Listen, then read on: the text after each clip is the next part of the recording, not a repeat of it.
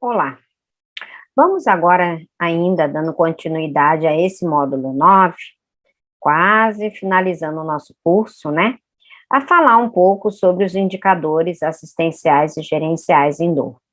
Esse módulo de gestão é um módulo bem importante, se você é enfermeiro ou qualquer outro profissional de saúde. Independente do tipo de serviço que você trabalhe, é muito importante você estabelecer seus indicadores, sejam eles assistenciais ou gerenciais. Bom, em relação à qualidade em saúde, né, já tivemos em aula anterior falando um pouco sobre isso, né, mas para que a gente possa falar de indicadores, eu tenho que resgatar algumas coisas bastante interessantes que vale a pena a reflexão para que vocês possam entender como que se chega aos indicadores assistenciais e gerenciais. Bom, problemas relacionados à qualidade no cuidado de saúde e tratamento da dor incorrem na perda de oportunidade de se produzir melhor resultados quanto a lesões evitáveis e no aumento desnecessário dos custos. Ações que buscam desenvolver mudanças para enfrentar tais desafios na melhoria do manejo da dor nas instituições de saúde, por sua vez, ainda são poucos fomentadas e divulgadas como ferramentas validadas para a melhoria de processos de saúde. Considerando a dor como uma especialidade tão recente e nova, não seria diferente que esses indicadores, que essas ações de melhorias de qualidade também fossem pouco desenvolvidas e pouco disseminadas no nosso meio. O grande desafio que nós temos são dois principais, né? Primeiro, as principais barreiras ao manejo efetivo da dor estão relacionadas aos profissionais de saúde, aos processos e ao sistema de saúde. Outra, a falha na definição de protocolos e processos nas instituições para tratar a dor, bem como a falta de conhecimento especializado técnico dos profissionais de saúde e abordagem multidisciplinar integrada. Falamos isso nessa primeira aula do módulo de gestão. Os modelos de assistência, sejam eles interdisciplinares, multidisciplinar ou transdisciplinar, vai definir exatamente o ponto de partida para que você possa pensar no melhor modelo de qualidade. Sem isso, dificilmente a gente vai conseguir, né, ir por uma próxima etapa, que eu diria, posso assim dizer, que seria o estabelecimento dos protocolos assistenciais e gerenciais, onde definimos padrões da prática, onde definimos o desenvolvimento técnico-científico da equipe e que possibilita grandes intervenções e planejamento de ações para melhoria contínua. Enfim, sabemos que a melhoria da qualidade no manejo da dor caracteriza-se por mudanças que produzem direta ou indiretamente melhores resultados de saúde de maneira duradoura, englobando conceitos técnicos padronizados e favorecendo a interação de processos e ações dentro de um contexto multidisciplinar. Quando se trata de dor, e aí estamos já no penúltimo módulo, não seria, né, surpreendente que eu falasse aqui para você que não há possibilidade de tratar dor se não for de uma maneira multi ou interdisciplinar. Enfim, o controle da dor e o alívio do sofrimento são responsabilidades e compromisso do profissional da área de saúde. O que importa para você? Por um cuidado centrado na pessoa, nós temos que, primeiramente, começar a pensar sobre a experiência do paciente, a jornada dele dentro do seu ambiente de assistência, seja uma clínica, seja um consultório, seja um serviço, seja um hospital, seja uma unidade de home care, seja um hospice, não importa, né? Mas é importante a gente ter uma previsão e uma perspectiva positiva para que a experiência do paciente possa, sim, trazer resultados de qualidade para a assistência.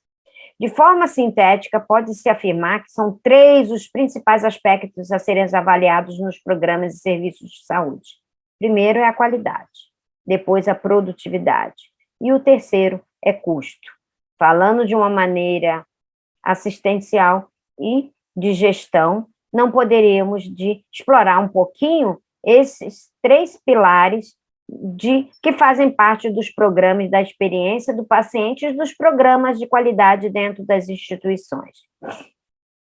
Começando pelo primeiro programa, onde exportamos qualidade, a gente tem que ter em mente que qualidade envolve planejamento, organização, monitorização, comunicação, inovação e feedback. Então, tudo isso está envolto na qualidade. E é importante, mesmo dentro de um serviço pequeno, que esses pilares de qualidade estejam bastante sedimentados dentro daquilo que você espera, né, proporcionar na experiência do paciente dentro do seu serviço. E quando a gente fala de qualidade, né, e o que realmente dentro de dor a gente tem como ferramenta importante, né? Nós temos um paciente com dor, o que a gente pode fazer para ele, né? Hoje nós sabemos que os protocolos vêm de encontro a melhorias no processo para que a gente possa definir os guidelines, possa definir o passo a passo, um roteiro de conduta baseado cientificamente nas melhores práticas no tratamento da dor.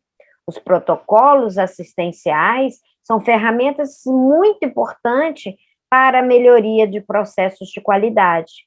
Além disso, ela, além de minimizar risco, ela também minimiza custos. Mas custos eu vou falar um pouquinho mais adiante. Falando de protocolo, né? O que é o protocolo? Que hoje, tanto dentro de dor, nós temos como diretrizes de qualidade. Um protocolo é um conjunto de normas e regras firmada entre 2 ou mais partes como consequência de uma reunião deliberativa. É o norteador do cuidado, que eu pretendo oferecer para o meu paciente, qual é a garantia da qualidade do meu serviço dentro de um protocolo de conduta estabelecido, protocolo clínicos de tratamento, de prevenção e de segmento do paciente com dor. Hoje nós temos disponíveis vários tipos de instituições com protocolos muito bem estabelecidos, onde a gente tem rotinas, temos diretrizes terapêuticas que cada instituição, e a sua também, deve fomentar e assim desenvolver. Os protocolos, muitas das vezes, são baseados em evidências científicas, em guidelines, em referências bibliográficas, artigos, né, onde a gente norteia toda a nossa assistência. O passo a passo do que nós realizamos, oferecemos e como mensuramos os resultados desejados daquela prática, daquele procedimento, daquela intervenção. Então, veja, aqui trago um exemplo para vocês da minha prática, os indicadores assistenciais definidos dentro de um protocolo, que é a avaliação da dor do paciente, a reavaliação, as medidas de protocolos farmacológicos instituídas, né? Dentro das farmacológicas, podemos colocar as medidas não farmacológicas em relação à adesão do paciente, né, como a fisioterapia, psicologia, avaliações de triagem, né, screen de pacientes em uso de opioide e, por fim, o grau de satisfação do paciente em relação aos serviços prestados. Então, os indicadores podem ser através daquilo que as diretrizes da organização de certificação da sua instituição definiu, seja ela a ONA, seja ela a JCI, seja ela a Quimento, que eu já recentemente explanei para vocês aqui. Mas o mais importante é que o indicador comece com aquilo que realmente faz significado para a sua instituição. o básico, sempre começamos com 1 ou 2 indicadores assistenciais, onde nós determinamos a forma, né? Estabelecemos um protocolo, em cima daquele protocolo, temos os resultados esperados e as metas, que são os indicadores. E, em cima desses indicadores, nós mensuramos periodicamente se eles foram atingidos ou não. Estabelecendo a meta e atingindo a meta, passamos para um próximo indicador. Isso são dicas que eu trago pela minha expertise nessa área de qualidade em dor, implantando em serviços de qualidade, né, os indicadores de dor assistenciais e também auxiliando a estabelecer metas que possam atingir a excelência do serviço. Comece com 1 ou 2 indicadores e, a partir daí, das metas atingidas, né, possamos avançar em outros indicadores. Esse aqui é apenas uma tabela de exemplo da minha prática clínica. É muito importante que você estabeleça isso junto à gestão do seu serviço, junto aos seus parceiros, à equipe multi-interdisciplinar. Mas, sem dúvida nenhuma, aquilo que a gente não avalia, aquilo que a gente não mensura, dificilmente teremos a possibilidade de analisar esses resultados e, assim, propor melhorias no processo. E quando não atingimos a meta estabelecida, o que fazemos?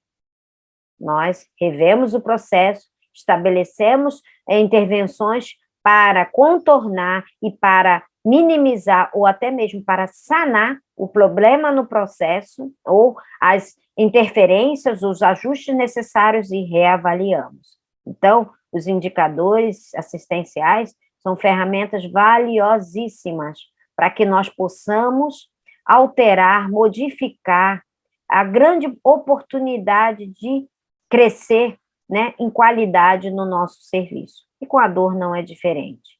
Então, veja, isso aqui é só um detalhe. O indicador é um índice que a gente define como uma conformidade, aonde nós queremos chegar, como nós faremos isso e quando faremos isso.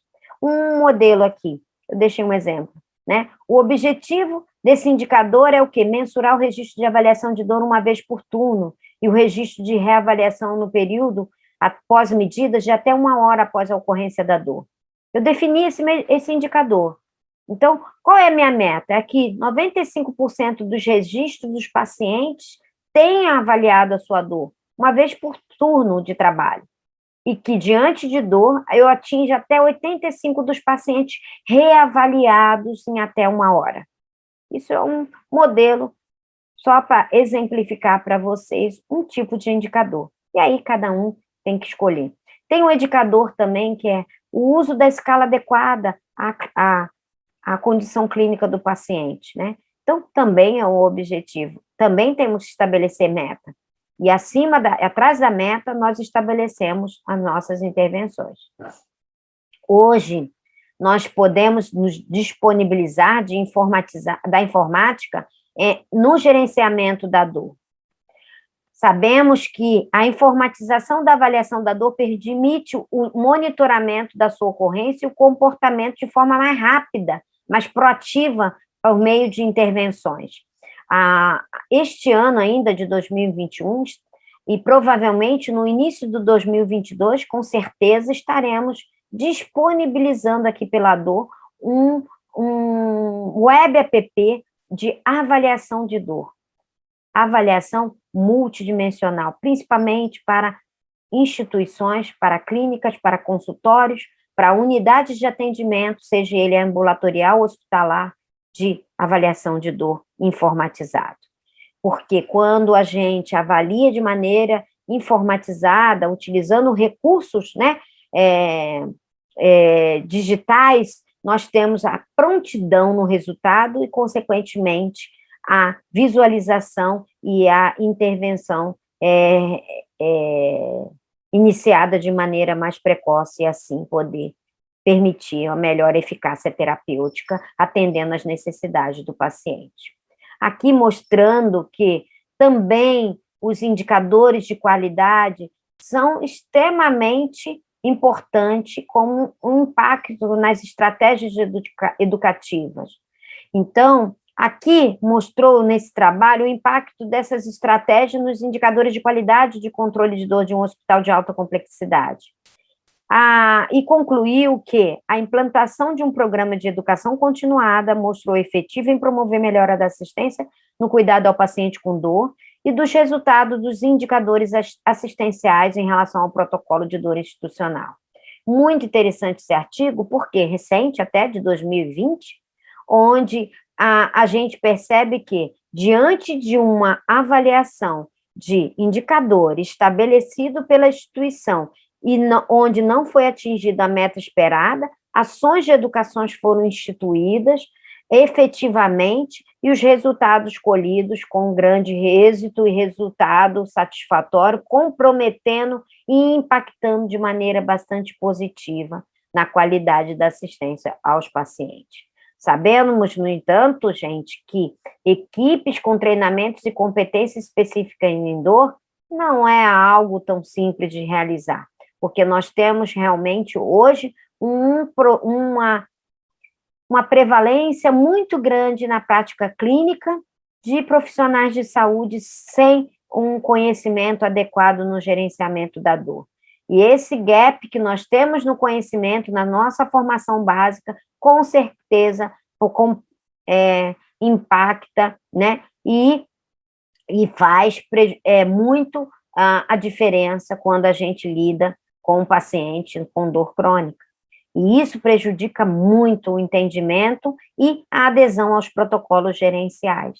Então, a educação, sim, é uma grande oportunidade que a gente tem quando mensuramos indicadores, porque, sem dúvida nenhuma, isso pode ser a grande chave, uma delas, para que a gente possa atingir a excelência. Falando, né, trago aqui um artigo bem interessante, desculpa aqui, que fala exatamente sobre formação em dor na graduação. Aqui mostra que 80% a 90% dos médicos não têm treinamento formal de dor e prescrição de substâncias controladas, e somente 5 das 133 escolas médicas nos Estados Unidos têm a disciplina de tratamento da dor nos seus cursos. A média de aula de dor variou de 1 a 31 horas. Tudo bem que foi um trabalho, né, que foi levantado esse resultado em escolas médicas dos Estados Unidos. Gente, daqui não é muito diferente. Quantas, você que é enfermeiro, você que é fisioterapeuta, você que é psicólogo, você que é médico, quantas horas você teve dedicada na sua formação básica, na sua graduação, de estudo da dor, de conhecimento em dor? A gente sabe que isso é realmente um grande gap que hoje justifica, em parte, né, um manejo de dor tão inadequado na nossa população. Hoje sabemos que as equipes, e isso falei muito bem anteriormente em aula, que as equipes precisam dos serviços terem estabelecido quais são as competências específicas de cada tipo de equipe, seja ela multidisciplinar, interdisciplinar ou transdisciplinar. Independente da equipe que eu escolha, é muito importante ter um alinhamento de conhecimento para que a engrenagem aconteça e o paciente tenha um resultado importante em relação à efetividade e alívio da sua dor. Aqui foi um material desenvolvido pela IASP, né, onde ela definiu o currículo mínimo de cada profissional de saúde deve ter de conhecimento para atender um paciente com dor. Ok, qualidade. Estabelecemos protocolos, definimos metas, mensuramos. E a produtividade, que é um pilar tão importante também da qualidade dos serviços de saúde. Bom, a produtividade é uma maneira de medir o quê? A eficiência. Mas podemos dizer também que produtividade consiste em obter resultados melhores, cada vez melhores, com menos trabalho. Quando procuramos forma de ser produtivos, o que queremos na verdade, alcançar nossos objetivos focando nas tarefas que mais importam. Qual que é a importância da produtividade num processo de qualidade no serviço de saúde? Primeiro, para os clientes, ter uma empresa produtiva se traduz para a clientela em um atendimento de qualidade. Para a empresa, além de fidelização do cliente e das recomendações, o negócio também se beneficia financeiramente com a equipe produtiva. A rentabilidade, né, edificação, performance. E para os colaboradores, um ambiente produtivo ajuda a motivar, melhorando, então, o clima organizacional, a valorização e a motivação do trabalho. Como que a gente mede a produtividade? Existem algumas maneiras. Primeiro, eu preciso entender a jornada do meu paciente, escolher quais os indicadores que eu acho importante de produtividade. Eu ouvir os meus colaboradores e definir quais são esses indicadores e usar boas ferramentas para avaliar. Hoje nós temos inúmeras ferramentas de qualidade e de produtividade. Nem sempre a produtividade é a única forma de avaliar, mas é uma delas que, junto com a qualidade e o custo, vai fazer toda a diferença para o seu negócio. E falando de custo, eu trouxe aqui bem rapidamente uma parte muito importante. Nós, enfermeiros, lidamos com a parte gerencial e que também não podemos desconsiderar uma parte tão importante que é custo. Custo do nosso serviço quanto profissional de enfermagem e custo dos serviços que iremos, né, oferecer para outros profissionais. Eu ofereço os meus serviços para várias equipes de dor. Eu posso oferecer o meu serviço para uma consultoria em montagem de uma equipe de dor, como eu faço comumente. Eu ofereço os meus serviços para o treinamento de uma equipe de um hospital, também faço. Então, existem muitas formas, e é muito importante o profissional de saúde saber o seu preço da sua hora, calcular a sua hora para que ele possa precificar o seu serviço quando se é solicitado. E aí, quando a gente fala de custo, né, é importante a gente entender, preço e valor é a mesma coisa? Não é a mesma coisa. Qual é a diferença entre isso? Primeiro, para falar de custo, a gente tem que entender essa diferença, que é preço e que é valor. Preço significa o quê? Quanto custa um serviço? Quanto que você vai custar para treinar uma equipe? Márcia? Para definir corretamente, é necessário levar em consideração alguns fatores, como margem de lucro, a demanda, o custo de produção, né? Dar um treinamento, por exemplo, para uma equipe de 20, 30, 50 funcionários, é diferente. Dar um treinamento sobre dor é uma coisa, dar um treinamento sobre implantação de um serviço de dor é outra demanda. E isso tem um preço. Muitas vezes, o preço é o maior responsável pela venda final, mas não deve ser o primeiro aspecto a ser abordado numa negociação. Ou até mesmo você que é profissional liberal, como nós, enfermeiros, fisioterapeutas, psicólogos e médicos, precisa entender como que eu vou precificar o meu atendimento, a minha consulta de enfermagem, a minha sessão de fisioterapia, de psicoterapia, o meu procedimento médico, ok? Então, isso é muito importante. Bom, e valor? Valor no momento da escolha do prestador de serviço. O que irá influenciar no poder de compra será o valor. O valor envolve a satisfação do cliente ao adquirir e determinar um produto ou um serviço. Ou seja, se o cliente enxerga valor no seu produto ou no seu serviço, ele não irá se importar com o preço que vai pagar.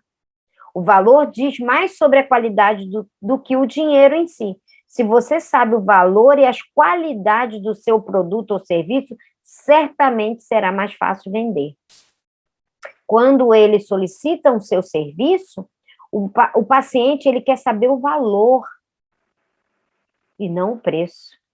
O valor será que a Márcia vai poder entregar com qualidade aquilo que eu espero que atenda às minhas necessidades? Então, eu vou ter que mostrar o meu valor, o quanto eu me preparei para estar aqui, quanto eu me preparei para oferecer esse serviço, os meus cursos, os meus investimentos, né? Eu preciso mostrar minha autoridade, né, técnica quando eu me deparo com uma prestação de serviço. Enfim,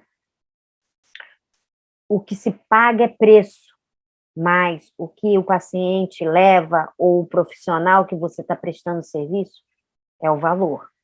Então, temos que nos dar valor e saber precificar o nosso serviço. A nossa hora, ela é muito cara, porque não foram dias nem meses de investimento.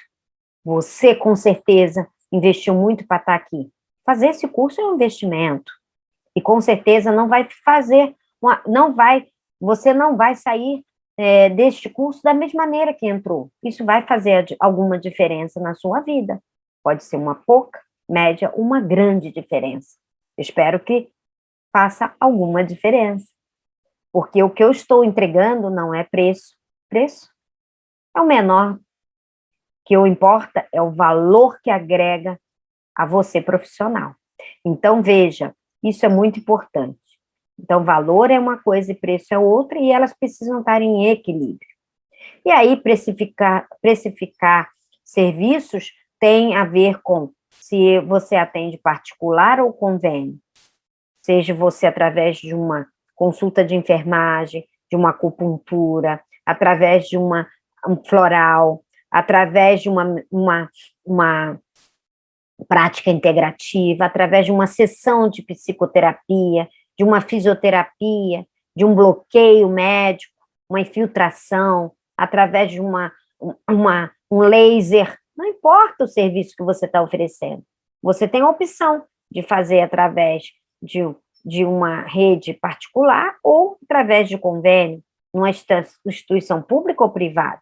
Mas é importante que quando você precifique qualquer produto que seja, que você considere, né? Se você precisa de um espaço para isso, isso tem um preço.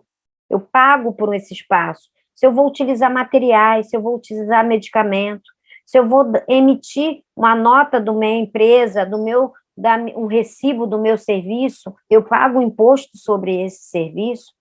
Se eu uso equipamentos, eu vou oferecer um laser, eu tenho uma taxa de depreciação que eu preciso calcular.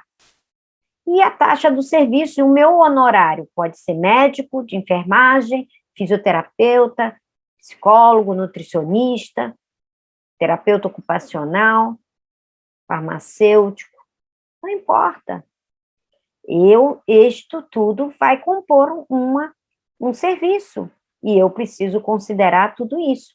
E hoje, precificação não é um número cabalístico, hoje existe uma metodologia para isso. Então, é importante você saber. E quando a gente precifica serviços dentro de uma agência, né, uma operadora de saúde, um convênio, a gente tem aqui alguns exemplos de precificação, com dor exclusivamente, que pode ser feito a nível ambulatorial hospitalar, apenas para exemplificar. Então, infelizmente, hoje, nós temos poucos serviços com código TUS, né, que dentro das opções de tratamento de dor. E temos também, além disso, aqui mais para médico, mas temos também a consulta de enfermagem como um código TUS para precificação nas operadoras de saúde.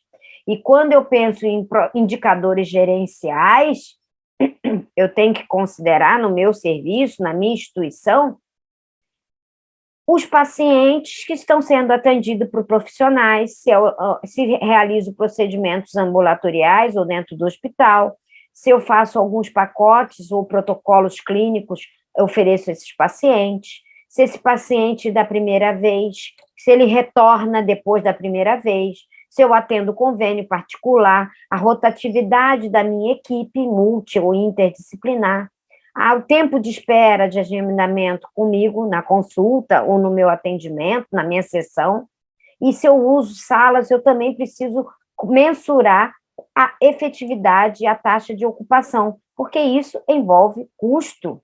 Isso tudo são indicadores, exemplos que eu uso gerenciais na minha prática profissional, dentro da minha clínica, ok? Então, isso é muito importante, ok? Enfim, As métricas e indicadores são diferenciais para uma gestão plena e eficaz. Aquilo que a gente não mede, dificilmente a gente vai conseguir mudar. Mudar por mudar, você pode correr um sério risco e estar fadado ao insucesso. Então, pense nisso. Mesmo dentro de um pequeno serviço, comece avaliando os indicadores assistenciais e indicadores de gestão que façam sentido para o seu serviço, para a sua área de atuação. Muito obrigada até aqui e seguimos aí num próximo módulo e final. Muito obrigada e até.